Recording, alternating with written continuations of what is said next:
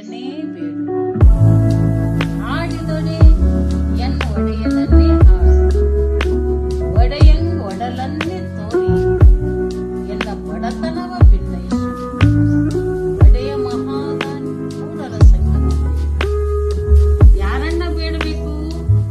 ಪರಮಾತ್ಮನನ್ನೇ ಬೇಡಬೇಕು. ಯಾರಿಗೆ ಬಡತನವನ್ನ ಭಿನ್ನಯಿಸಬೇಕು? ಪರಮಾತ್ಮನಿಗೆ ಬಡತನವನ್ನ ಭಿನ್ನಯಿಸಬೇಕು. ಒಟ್ಟಿ ಯಾರಿಗೆ ತೋರಿಸಬೇಕು?